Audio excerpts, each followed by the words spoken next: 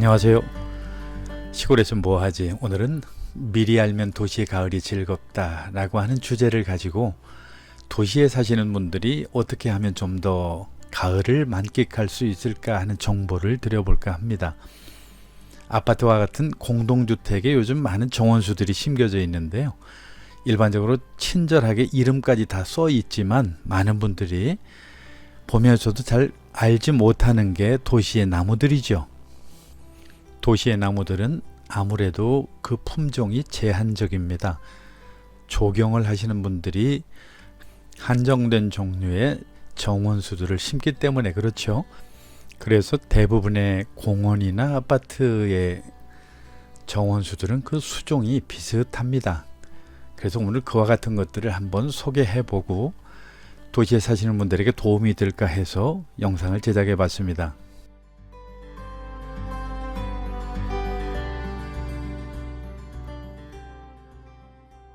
먼저 소개할 것은 마가목인데요.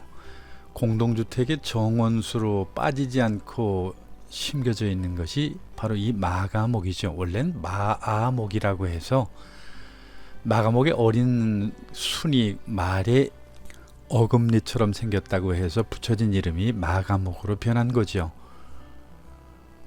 보기보단 이 마가목의 열매가 이런저런 효능이 많이 있다고 알려지면서 많은 사람들이 보고 즐기는 것보다 씨를 채취하기 때문에 문제가 되기도 합니다. 뿐만 아니라 이 열매가 술 좋아하시는 분들한테는 상당히 인기가 좋은 그런 술 담그는 담금주의 역할을 하죠. 이 나무는 복자기라고 하는 나무입니다. 단풍이라고 하는 이름이 안 들어갔을 뿐이지 우리나라의 대표적인 단풍나무죠. 이 복자기의 단풍처럼 아름답고 예쁜 것도 아마 없을 겁니다. 단풍나무도 이 복자기에는 비교할 수 없으니까요. 지금 화면에서 보시는 것처럼 복자기가 단풍이 들면 멀리서도 눈에 띌 정도고, 그리고 이 복자기 큼직한 나무 하나면 그 근처가 환하게 밝을 정도로 엄청난 단풍의 아름다움을 자랑하는 정말 아름다운 단풍나무입니다. 나도박달나무라고도 불리는 이 복자기는 우리나라 공동주택의 대표적인 정원수라고 얘기할 수 있을 겁니다.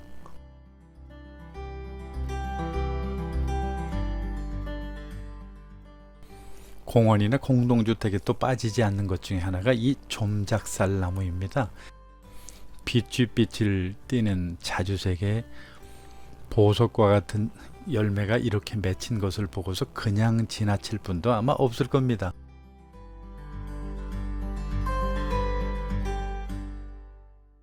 원래는 산에서나 볼 수 있었던 것들인데 워낙 예쁘고 아름답다 보니까 많은 공동주택이나 공원에 제일 흔하게 볼 수 있는 그런 떨기나무가 되었죠. 사람이 저렇게 아름답게 만들려고 해도 쉽지 않을 만큼 정말 아름답게 보석처럼 빛나는 그런 나무가 바로 이 좀작살나무입니다. 이름은 가지와 작살이 작살을 닮은 데가 있어서 그렇게 붙여졌다고 그래요.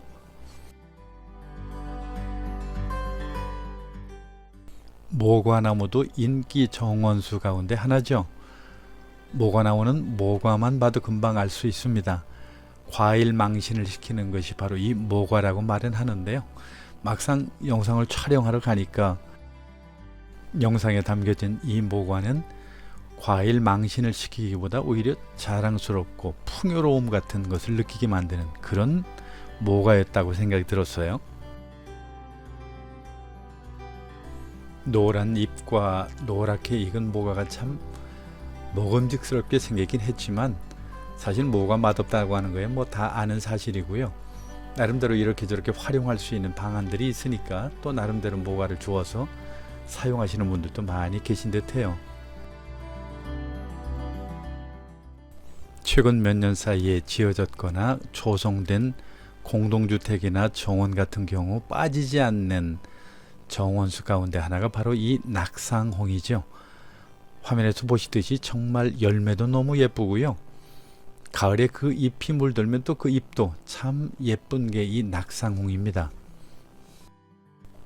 그런데 많은 사람들은 가을에 이 낙상홍을 좋아하기보다도요, 오히려 겨울에 더 이 낙상홍을 좋아합니다.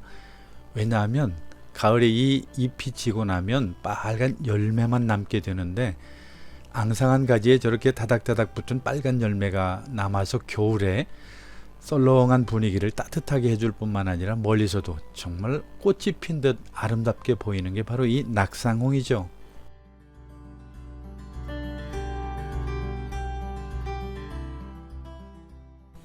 재벌가에서 좋아했다고 해서 많은 사람들이 덩달아 좋아하게 된 나무 중에 하나가 바로 이 남천입니다. 딱히 뭐 화려하지는 않지만 좀 고고하다고 할까요? 볼수록 아름다운데, 이것은 딱히 가을만 아름답고 예쁜 것이 아니라 사계절 내내 아름답고 예쁘다고 하는 것이 특징이죠. 다만 이 남천이 월동을 하기는 하지만 어렸을 때에는 추위에 약한 면이 좀 있어서 중부 이북 지방에서는 조금 조심할 필요가 있는 그런 식물이기도 합니다. 물론 가을잎이 빨갛고 예쁘기는 하지만 사시사철 참 단풍 든 것처럼 예쁘죠. 이 녀석은 대왕 참나무입니다. 대왕이라고 하는 이름답게 정말 크게 자라는 그런 가로수로 많이 활용이 되기도 하고요. 단풍이 워낙 예뻐서 이렇게 큰 나무가 단풍이 들면 많은 사람들의 시선을 끕니다. 이 대왕 참나무는 손기정 선수의 월계관으로 사용되었던 나무가 바로 월계수잎이 아니라 대왕 참나무라고 하죠. 어지간한 공원이나 공동주택에 빠지지 않고 심겨지는 정원수이기도 합니다.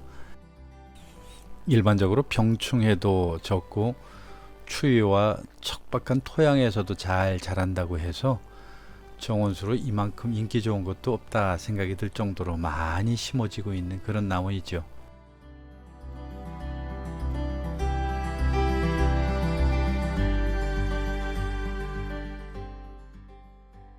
산에서 자라는 아침의 나무라고 하는 뜻을 가진 산사나무입니다.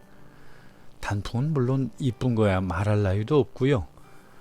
나무에 달린 저 빨간 열매들이 가을이면 나무 밑에 우두둑 많이 떨어져서 벌겋게 나무 열매들로 쫙 깔린 것을 볼 수가 있습니다.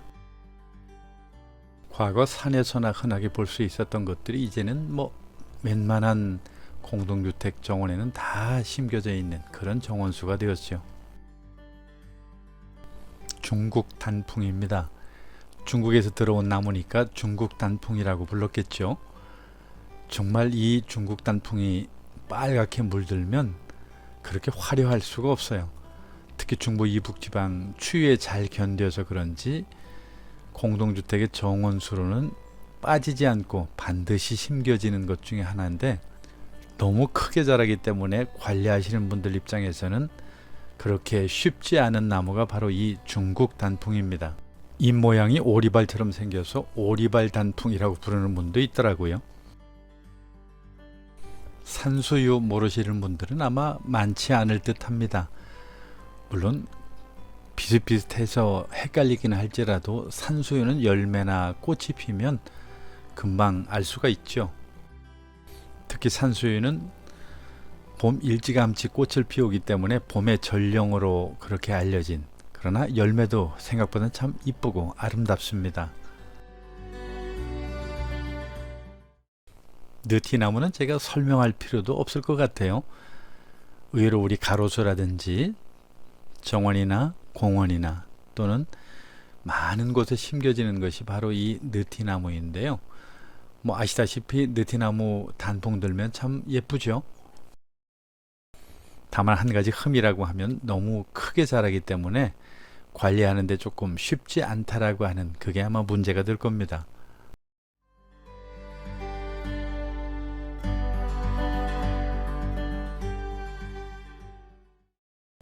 봄철에 하얗고 큼직한 꽃을 피우는 산딸나무입니다.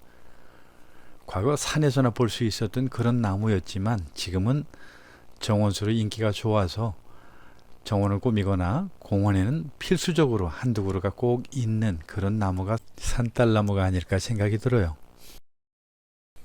물론 하얀 꽃도 예쁜 것은 분명한 사실이지만 꽃만 예쁜 것이 아니라 그 잎이 단풍이 들면 그 단풍도 이쁘고요. 열매도 지금 화면에처럼 얼마나 예쁘고 아름다운지 몰라요. 큼직하고 하얀 4개의 꽃잎이 십자가를 닮았다 해서 기독교인들에게는 상당히 사랑받는 그런 나무이기도 하죠. 산딸나무라고 하는 이름이 붙여진 것도 그 열매가 꼭 산딸기처럼 생겼다 해서 그렇게 붙여진 것인데 정말 볼수록 먹음직스러운 그런 열매입니다.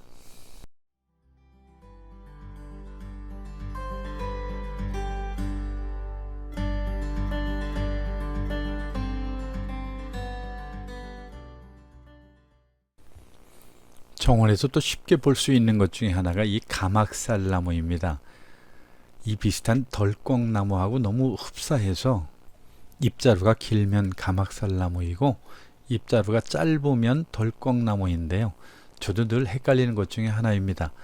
가막살나무가 까마귀가 좋아해서 가막살나무가 됐다고 한다면 덜꺽나무는 꿩이 좋아해서 덜꺽나무가 됐다고 그러죠. 봄철에 하얗게 피어나는 꽃도 참 예쁘지만 가을철에 이렇게 빨갛게 익은 그 열매도 보통 예쁜 것이 아니죠.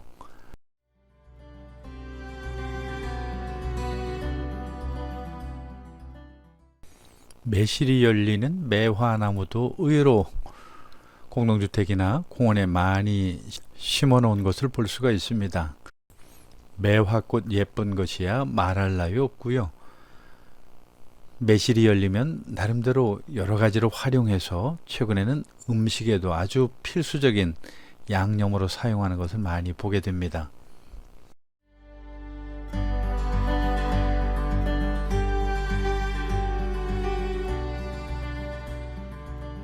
단풍나무는 당연히 필수 정원수인 게 분명하고요. 제가 별도의 설명은 안 드리는 게 좋을 것 같습니다. 오늘도 도움이 되셨나요? 더 유익한 영상을 위해서 노력하겠습니다.